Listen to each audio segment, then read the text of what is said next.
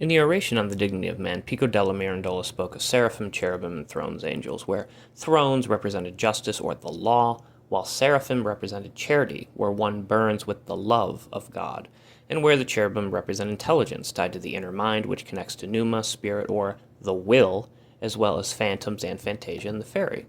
Human beings, by way of their mental capacities, could rise towards such angels and commune with God. Thus it is via free will that man comes to transform himself in an alchemic manner, obtaining higher consciousness or enlightenment. It was the historical Renaissance or rebirth that later led to the Age of Enlightenment after all. Historical change thus becomes a constant to every free-willed or free-spirited heretic, where again heretic etymologically stems from heretikos, meaning to be able to choose. Man becomes other endlessly, relying upon rising up to Pico's trinity of angelic classes, which share similarities to the ideas of love, law, and will, connected to Hermeticism and Kabbalah, as we noted with Crowley.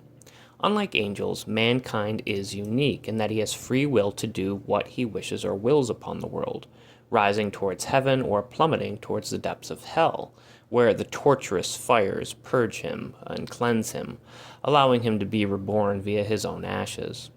To Pico, man was to ascend towards the status of cherubim angels by expanding upon his intelligence, favoring the philosopher. Much akin to Joachim of Fiore and his three ages, Father, Son, and Spirit, the idea of man being able to obtain heaven gets him along the path towards immanentizing the eschaton in the Gnostic sense, attempting to make a heaven on earth for himself, constructing his own pleromatic paradise, which ultimately leads him to altering his world alchemically and materialistically, transforming and transmuting it based on his very will. Whether he constructs hell or heaven is up to him. Still, one will ask, how does this alchemic transmutation fit in with numeracy? As seen in Taoism, which is essentially ancient Chinese or Eastern alchemy, the number 9 is of primary importance, connected to the 72 or 36 transformations as noted in Journey to the West, as well as the 81 verses of the Tao Te Ching, since 9 times 9 is 81, or 8 plus 1 is 9. And thus, alchemy itself is correlated and interconnected to this numeric value. But how does such a number relate to Crowley's system, where one follows one's will freely, as a hippie-esque or bohemian free spirit, guided along by one's angelic guardian, the astral body, or Algoides, the body of light? This pneumatikon is connected to 1 Corinthians 15:44, which states, "It is sown a natural body, it is raised a spiritual body.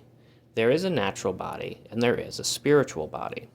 Thus we see a connection between this body of light and the light of Luciferian illumination or Gnostic enlightenment, bringing about a new Renaissance or rebirth. Pico himself was a poster child of the Renaissance, connected again to the Copernican revolution, and thus the revolving or change of how we perceive the stars, tied to fate and destiny and escaping the cosmopolitan lifestyle. My all-time favorite film, The Ninth Gate, from 1999, connects demonic summoning with the number 9 as well. It's a very fun film with good and bad acting. It's got a lot of dark humor. It's a treat, really, for any bibliophile or occultist, where the main character does nothing but drink and smoke the entire time. The movie is based partly off the novel The Club Dumas by Arturo Perez Reverte. So in the novel, the 9 illustrated engravings from the 9 gates of the Kingdom of Shadows, it's a book said to conjure the devil itself, are arranged in the following matrix by the character Boris Balkan as he attempts to summon the devil. So row 1 you would have 492, row 2 you would have 357, and then row 3 you would have 816.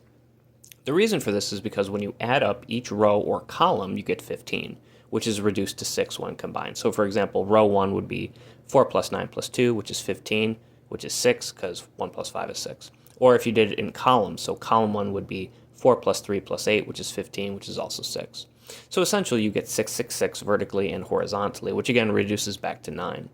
In Land's numogram, which is of course hermetic and Kabbalistic in scope, tied to gematria and syzygy, the number 15 is important since it connects 5 plus 4 plus 3 plus 2 plus 1 is 15, to 6, 15 equals 1 plus 5, leading one from the circuit section into the warp section of the numogram itself. The opposite, or twin of 6, 6 plus 5 plus 4 plus 3 plus 2 plus 1 is 21, is 3, the trinity, where 2 plus 1 is 3, which the 2 flows into, since 2 plus 1 is 3, and thus 7, its opposite, since 7 plus 2 is 9. So that gets us back into the circuit from the warp. We must remember that to land, as noted in the CCRU writings, the warp and plex are outside of time, akin to God in Augustine's sense. And thus, 15 is a manner in which to get outside, tied to the Trinity, the Three, and its opposite, the devil, or 6. If true, then Monkey Gone to Heaven by the Pixies proves to be a prophetic song of sorts. I'm jesting, of course, though jesting is important when it comes to illumination. The phrase sic luciat lux is also inscribed onto the book The Nine Gates of the Kingdom of Shadows. The Latin phrase means let the light shine. The movie centers around the three versions of the Nine Gates of the Kingdom of Shadows and how they can be used to conjure the devil. In the film, the devil is synonymous with Lucifer, represented by 9 engravings by the initials LCF, and the Great Beast, denoted by the number 666 as 666 yields 18, or 1 plus 8, which yields 9. We can easily correlate the idea of Luciferian enlightenment or Gnostic illumination with the phrase. The quote, however, stems from Matthew 5:16, which states, "Let your light so shine before men, that they may see your good works, and glorify your Father which is in heaven." In Crowley's system, it was by the Whore of Babylon that one could be reborn via the Night of Pan, alchemically transmuted in an act of becoming other.